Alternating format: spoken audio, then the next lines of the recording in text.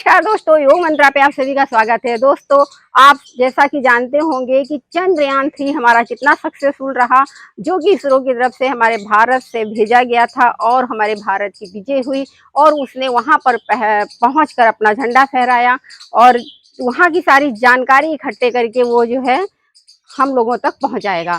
और इसी तरह से इसरो ने सूर्य पर भी आदित्य L1 भेजा हुआ है, जो कि वहां से वो सारी जानकारी इकट्ठे करके हमें बताएगा।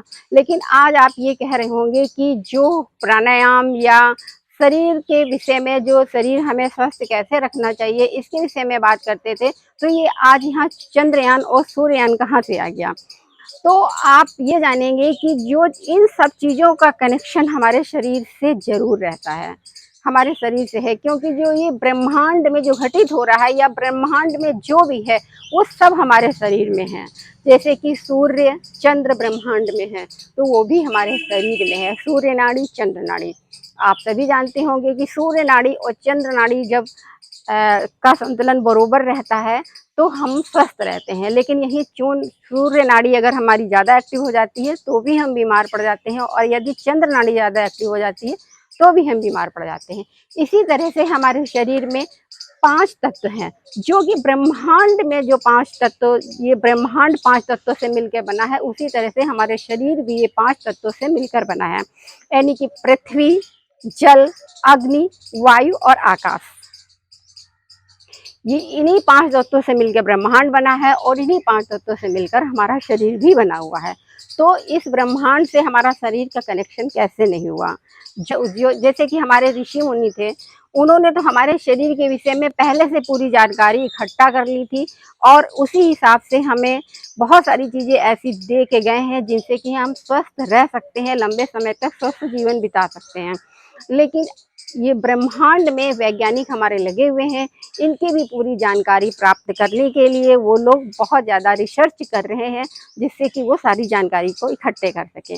तो चलिए आज हम ये जानते हैं कि जो हमारे शरीर में ये 5 तत्व हैं, जब इनका संतुलन बिगड़ जाता है तो हम बीमार पड़ जाते हैं। यदि ये 5 तत्व अपने संतुलन में रहते हैं और अपनी जगह पे रहते हैं तो हम बिल्कुल स्वस्थ रहते हैं। लेकिन ये 5 तत्व में जब घटी बढ़ी हो जाती है तो बीमार होने लगते हैं। तो आज हम जानते हैं कि ये 5 तत्वों को हम संतुलन कैसे बना के रख सकते हैं। यदि आप हमारे चैनल पे नए हैं तो चैनल को सब्सक्राइब जरूर कर लें, बेल आइकन प्रेस करना ना भूलें, जिससे कि नेक्स्ट नोटिफिकेशन आप तक पहुंच सके। वीडियो को लाइक करें, शेयर करें और कमेंट करके बताएं कि आपको वीडियो कैसा लगा। तो आज हम सबसे पहले बात करने जा रहे हैं पृथ्वी तत्व की। ये पृथ्वी तत्व हमें कैसे मिलता है। जब हम सुबह सुबह, यानी कि सुबह सुबह बिल्कुल मॉर्निंग में सूर्योदय के समय यदि हम नंगे पैर घास में, हरी घास में टहलते हैं तो ये हमारे पंजों से जो वायु से जो तत्व निकलते हैं, जो पृथ्वी से जो तत्व निकलते हैं, वो हमारे पैर जो है उनको अपने अंदर पूरे शरीर में सोख लेते हैं। वो पंजों द्वारा पूरे शरीर में वो तत्व सोख लिए जाते हैं और वो मस्तिष्क तक हमारे पहुंचते हैं। तो जो पृथ्वी गुरुत्वाकर्षण जो पृथ्वी से निकलता है वो ऊर्जावान हमें बनाता है और हमें हष्ट पुष्ट बनाता है, क्योंकि जो पृथ्वी तत्व होता है वह मांस बनाता है, रोम छिद्र बनाता है और हड्डियां बनाता है। तो जब हमारा पृथ्वी तत्व संतुलन में रहेगा तो ये सारी चीज़ें हमारी स्वस्थ रहेंगी, बाल भी स्वस्थ रहेंगे, आंखें भी स्वस्थ रहेंगी। तो ये पृथ्वी तत्व कैसे हम पूरा करेंगे, हम पृथ्वी से ऊर्जा लेंगे। तो उसके लिए हमें नंगे पैर, सारा दिन लोग चप्पल पहन के चलते रहते हैं तो पृथ्वी से उन्हें वो ऊर्जा ही नहीं मिल पाती है, गुरुत्वाकर्षण ही नहीं मिल पाता है, इस कारण लोग बीमार रहते हैं। तो हमें नंगे पैर चलना चाहिए, वो भी सुबह के समय यदि आप चलेंगे तो आपको बहुत ज़्यादा फायदा करेगा। इसके बाद हम बात करने जा रहे हैं जल की। यानी कि जल भी बहुत ही, जल में जो ऑक्सीजन, न्यूट्रिशन होते हैं तो वो हमारे शरीर को मिलते हैं। जैसे कि आपने देखा हो कि कोई भी पौधा मुरझाने लगा, आपने उसे अगर जल दे दिया तो वो तुरंत ही हरा भरा हो जाता है। इसी तरह से हमारा शरीर भी है। जैसे ही हमारे अंदर बीमारियां या हम बिल्कुल ऊर्जावान एकदम वो हो जाते हैं ढीले से, और हम अगर पानी पी लेते हैं या नहा लेते हैं, यानी कि हम अंदर से भी सींच लेते हैं और ऊपर से भी शरीर को सींच लेते हैं, तो आप देखेंगे कि आप में तरोताजगी आ जाती है और आप बिल्कुल स्वस्थ महसूस करने लगते हैं। तो जल भी हमारे लिए बहुत ज़्यादा इम्पॉर्टेंट है। इससे जो नाइट्रोजन और ऑक्सीजन जो हमारे शरीर को मिलता है, ये हमें बहुत ही ज़्यादा अंदर से स्वस्थ रखने में और हमारे शरीर का निर्माण करने में सहायक होता है। इसके बाद हम बात करने जा रहे हैं अग्नि तत्व की। तो अग्नि तत्व यानी कि सुबह नहाने के बाद, सुबह स्नान करने के बाद, यदि आप सुबह स्नान करते हैं तो ये आपके लिए ज़्यादा फायदेमंद होगा। तो सुबह स्नान करने के बाद हल्का सा टॉवेल से पोंछ के थोड़ा सा नम बदन ही आप वो ऐसे ही जाके अगर सूर्य के दर्शन करते हैं और सूर्य देवता को जल देते हैं, तो इससे आपको सूर्य ऊर्जा मिलती है। और यदि आप कहीं नहर या तालाब नदी के आसपास रहते हैं, तो उसमें आप पैर रख के खड़े होकर अगर यदि सूर्य को जल देते हैं, तो ये आपको और भी ज़्यादा ऊर्जावान बनाता है। क्योंकि जल और सूर्य यानी कि अग्नि और वाटर, इनका जब मिलन होता है तो ये बहुत ज़्यादा आपको ऊर्जावान बनाता है। तो सूर्य से ऊर्जा हमें कैसे लेनी है? उनका नमस्कार करके, उनका दर्शन करके, उन्हें सूर्य जल देकर, वो भी सुबह के समय यदि आप करेंगे। ऐसे दिन में तो बहुत तेज तपने वाली यदि धूप होती है, उसमें दर्शन करना तो बेकार है। क्योंकि जो सुबह के समय जो आप दर्शन करते हैं, आपने देखा होगा सुबह की धूप लेने के लिए भी डॉक्टर बोलते हैं नहीं तो विटामिन डी की कमी हो जाती है। तो वो क्या है, सूर्य ऊर्जा हमारे अंदर कम हो जाती है, तो हमारे अंदर विटामिन डी की कमी हो जाती है, हमारी हड्डियाँ कमजोर हो जाती हैं। तो इस तरह से आप सूर्य ऊर्जा ले सकते हैं। इसकी कमी होने से भी लोग बीमार हो जाते हैं। अब हम बात करेंगे वायु की, वायु तत्व की। वायु हमारे लिए कितनी इंपॉर्टेंट है तो आप सभी जानते होंगे।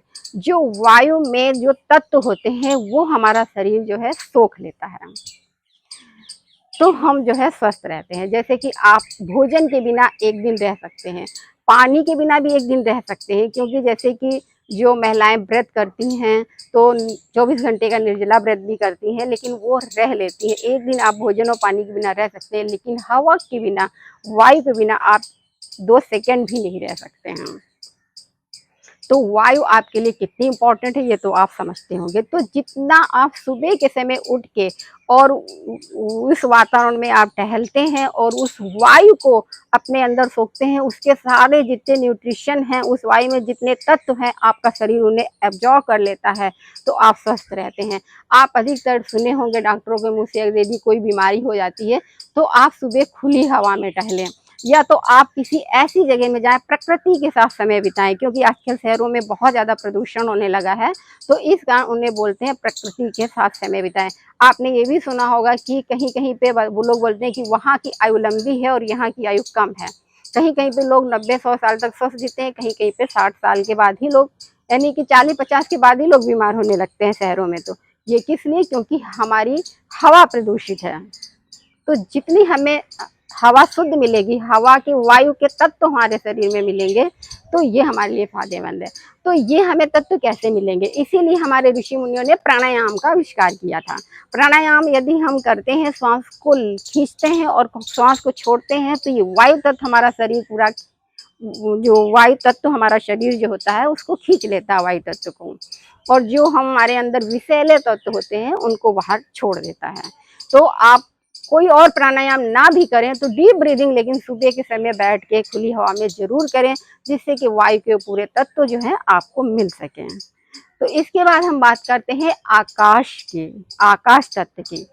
आकाश तत्व में जैसे कि रेडियो की तरंगे हमारी रहती हैं, तरंगे फैली हुई होती हैं पूरी आकाश मंडल पे, उसी प्रकार से हमारे मन के विचार भी पूरे आकाश मंडल पे फैले हुए होते हैं।